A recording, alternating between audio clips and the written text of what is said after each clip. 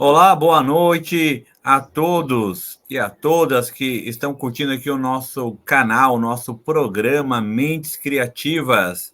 É bem legal, é importante, é necessário fazer esse debate com pessoas que têm mentes criativas, que escrevem, publicam, debatem, estudam. E hoje o nosso convidado é uma pessoa que eu tenho sempre o prazer de conversar, porque traz informações novas, eu aprendo com ele. Eu acho que é a segunda ou terceira vez, só esse ano que a gente já faz uma live, já faz um debate, né?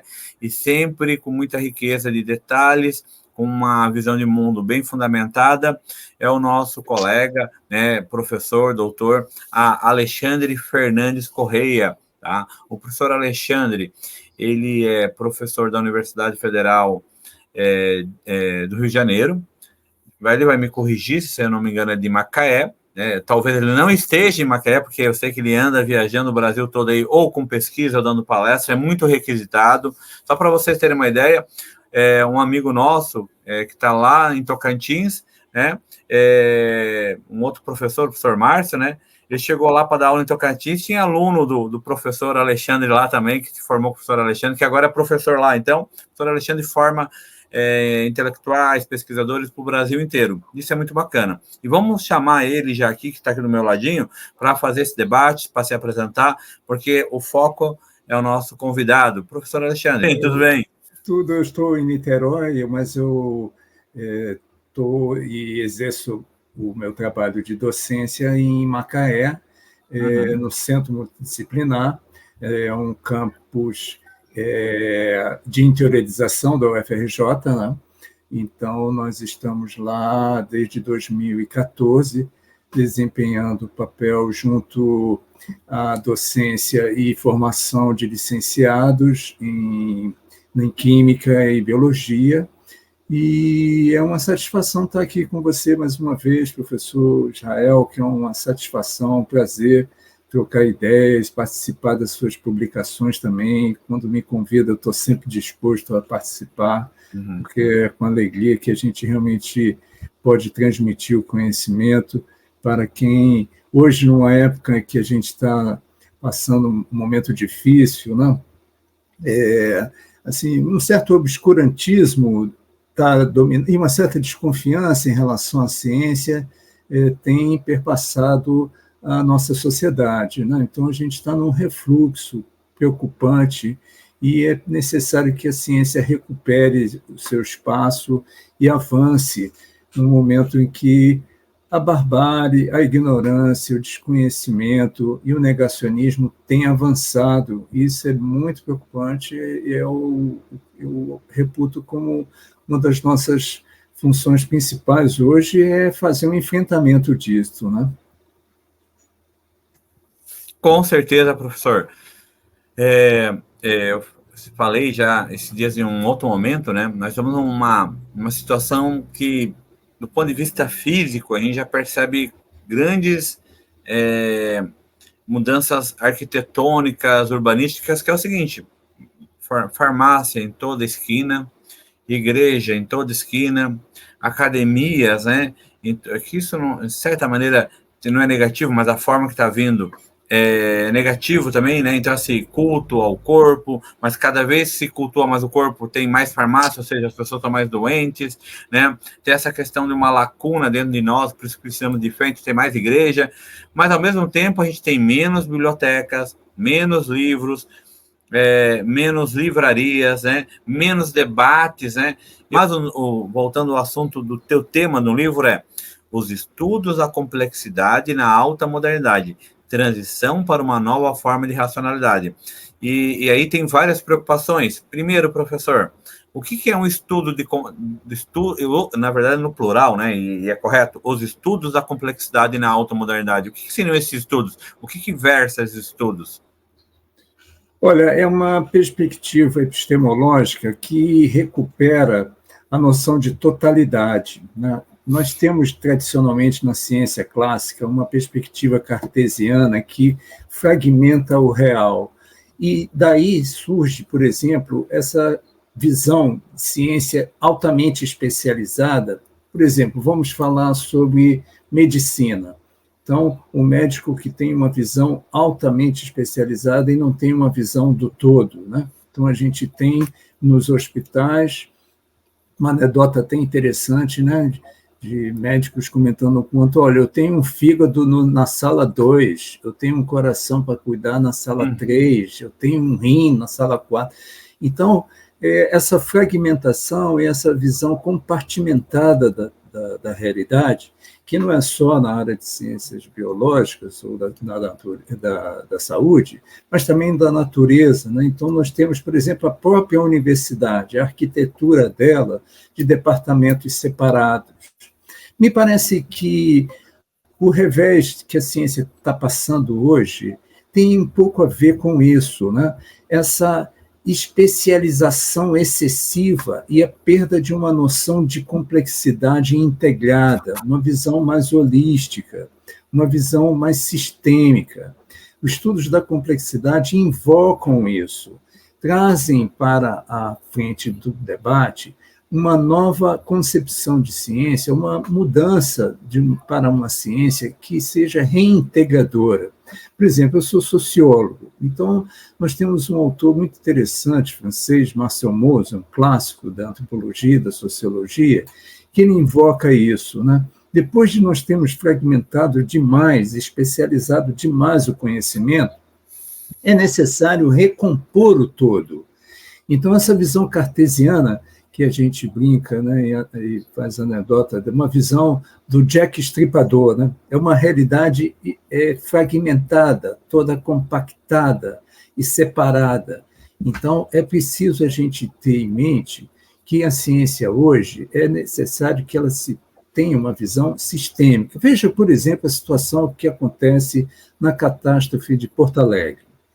Se a gente não tem uma concepção integrada e sistêmica, a gente não consegue ver o alcance dos erros que nós cometemos na excessiva urbanização desmesurada, em que você não tem uma visão ambiental integradora. Então, a cidade vai como um tipo de organismo predador, destruindo o seu entorno, invadindo, aterrando e não respeitando o sistema ecológico no qual ela está inserido, ao ponto de chegar à catástrofe e à situação que nós nos encontramos lá, nós brasileiros, que eu digo, nos gaúchos, em Porto Alegre, o que é lamentável.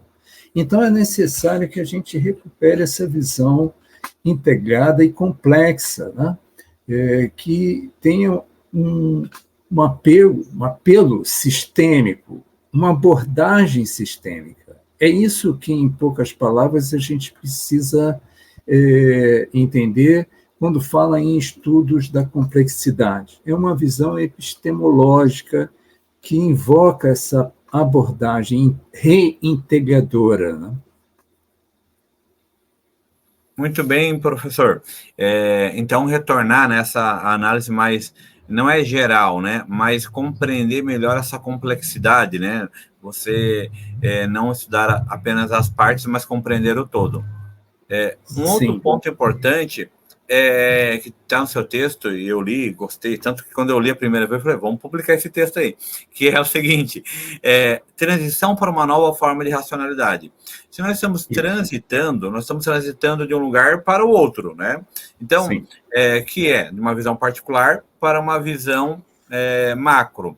E o professor dá os exemplos ali na internet, meio ambiente, outros itens que estão nesse processo de transição, né? O professor pode dar exemplos, além da medicina, né? O professor deu, mas em tempos atuais, a questão da internet, inteligência artificial, né? Essas questões mais pontuais, como o professor vê dentro dessa análise da complexidade, na alta modernidade, esses pontos, né? Meio ambiente, internet, o professor já até falou do Rio Grande do Sul também.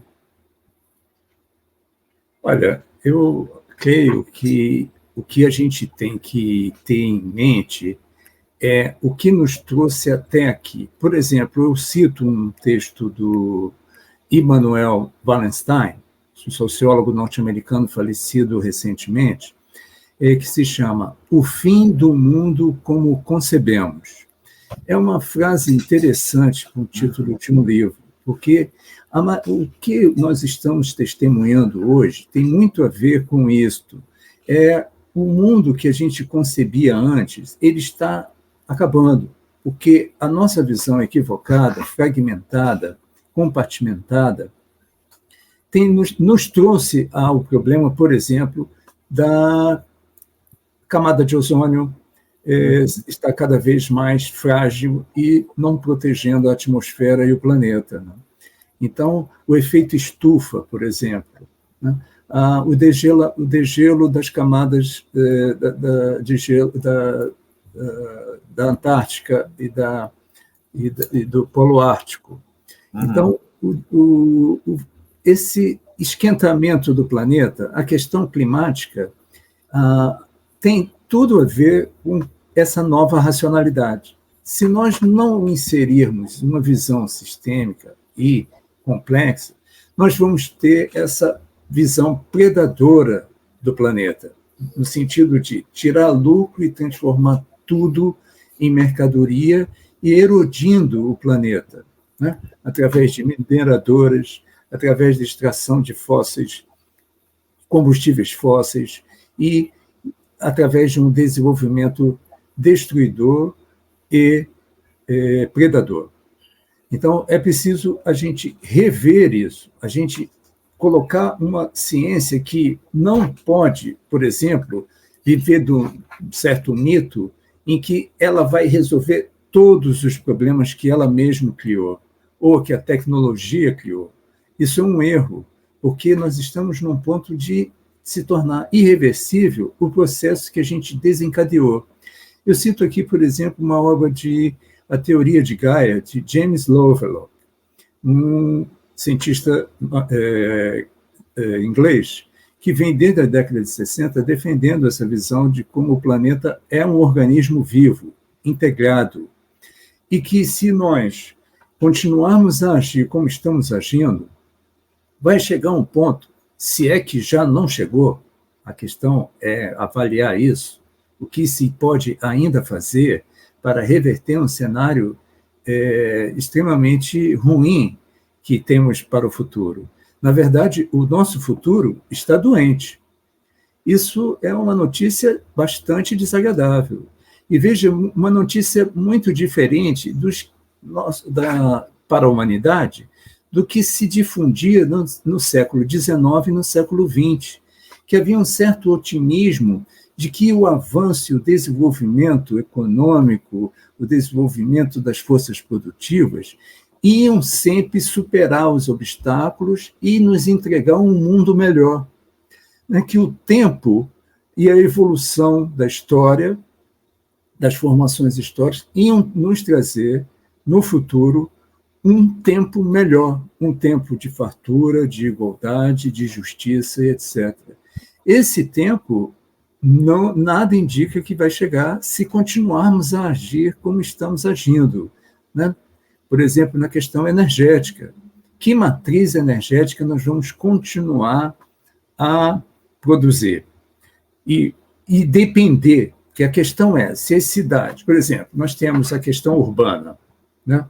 Eu sou sociólogo, a questão urbana ela é fundamental porque 50% dos 7 bilhões de habitantes, né, da nossa espécie que nós temos hoje e que vai chegar a 8 bilhões, não vai demorar muito, 50% moram em cidades e isto vai... Como se produz energia para se viver em cidades? Que matriz nós vamos usar? Por exemplo, água. De onde vamos tirar água? Então, veja, se nós não pensarmos isso como um mundo, como um sistema integrado, em que todas as peças têm que estar sendo pensadas numa racionalidade integradora, nós vamos contribuir para novas catástrofes. Então, é nesse sentido que eu invoco aqui, nesse pequeno texto, alguns autores que nos chamam a atenção para isso. É preciso nós refundarmos uma nova forma de pensar, né? é o que o Wallenstein chama de impensar os conceitos canônicos. Por exemplo, do desenvolvimento linear, né? Por exemplo, o desenvolvimento numa direção de evolução das forças produtivas, como se elas fossem sempre evoluir para o melhor. Como se, por exemplo, queimar todo o fóssil das jazidas de petróleo que estão ainda para ser descobertas e estão sendo descobertas, por exemplo, na linha do Equador, né, na foz do Amazonas, essa é uma questão que nós temos que pensar como brasileiros. É isso que nós queremos? É isso que nós vamos fazer? Veja, a forma de pensar desencadeia logo uma situação política e econômica. Que matriz nós vamos continuar financiando? A Petrobras vai continuar nesse caminho? A atual presidente da Petrobras está dizendo que nós estamos já perdendo tempo, que já era para estar perfurando as jazidas. É isso mesmo que a gente vai fazer? Esse é o caminho? Queimar todas as jazidas e os fósseis, os combustíveis fósseis que ainda estão abaixo da superfície da Terra, né? Nas jazidas profundas, por exemplo, do mar? É isso mesmo? Quais são as consequências disso? Por exemplo, a alimentação. Outro exemplo. Quantos brasileiros existem hoje, segundo o IBGE? 210 milhões. Quantas cabeças de gado nós temos no Brasil? Mais de 200 milhões. O rebanho bovino. Se você somar o rebanho ovino, o suíno, o equino, nós temos uma quantidade enorme de mamíferos. Eu vou falar uma coisa que pode parecer desagradável, mas expelindo gás metano, né? Que no Nordeste chama bufa, o pum, que todos os mamíferos soltam, vai para a camada de ozônio e destrói, e abre o buraco da camada de ozônio mais ainda. Então, nós vamos continuar desenvolvendo e amplificando a matriz de alimentação de carne bovina, aumentando a quantidade de gás metano. São várias perguntas que a gente poderia fazer aqui, que uma nova racionalidade impõe para nós, como um desafio. É isso. E aí, para isso, é preciso esclarecimento e superar a ignorância, né? Porque muitas pessoas preferem não ouvir essas perguntas, não pensar nesses problemas, achar exagerado, chama de eco-chato, né? Começam a agir de uma maneira negativista e negacionista. Negacionista é o termo mais adequado, no sentido de não querer ouvir o que os cientistas estão querendo trazer como alerta. Sim, professor. E mais, né, essa questão bovina ou suína, ou qualquer questão até do agronegócio, ou do agro, né? Então, eles usam muitas vezes água e poluem essas águas, né?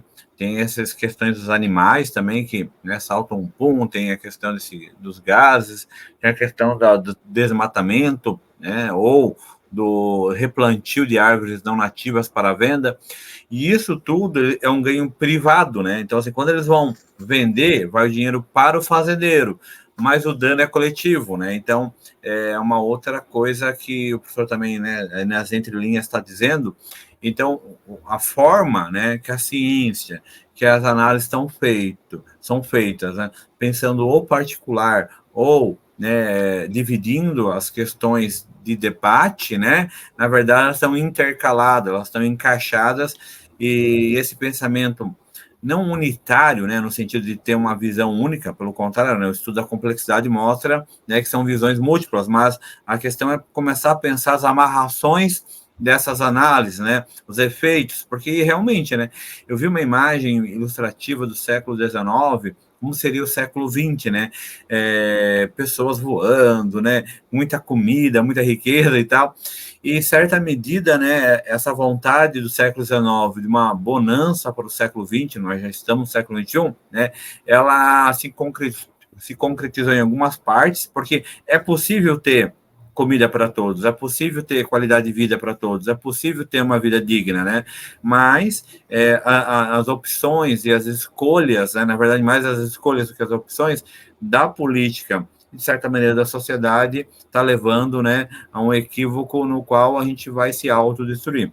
Professor, para a nossa reta final, porque assim, eu já fiz esse programa mais longo, mas eu percebi que as pessoas não conseguem ver até o final, porque acontece exatamente isso que a gente está falando aqui, né? A vida está tão complexa, tão fragmentada, que as pessoas têm 1, 2, 3 empregos, não conseguem ver, então elas começam a ver ou pedacinho por pedacinho, ou não conseguem ver o início. Então a gente reduziu o tempo para a gente tentar atingir mais pessoas com essas temáticas.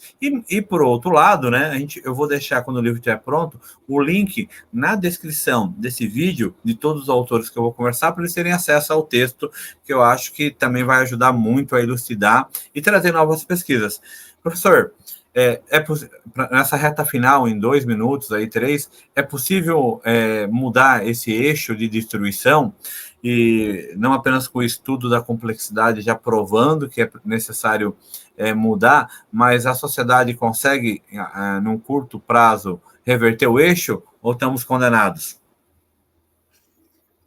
Eu acredito que a gente tenha que tomar consciência dessas coisas e tomar decisões importantes. O problema é que os políticos são refratários a isso por interesses econômicos, né? Por exemplo, a mobilidade urbana. Eu vou falar, então, nesse tempo final, da questão urbana. Mais uma vez, a questão da mobilidade relacionada ao automóvel. Se a gente fosse pensar aqui numa comparação metafórica, né? Todo automóvel é tipo um hipopótamo, né? E vocês imaginem toda a quantidade de automóveis que existem hoje só no Brasil, ou que vem ainda a crescer, né? Se todos fossem hipopótamos.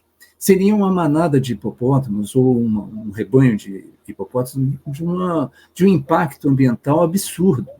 Então, será que nós não temos que reverter isso através de, por exemplo, via férrea, usar, por exemplo, mais o metrô, bicicleta, mudar a cidade, pensar a cidade de uma outra maneira, onde o automóvel não seja a prioridade e nem seja o bem mais importante, porque hoje a classe média, hoje nós temos na mente, a nossa mente é colonizada pela ideia de que ter automóvel é símbolo de sucesso.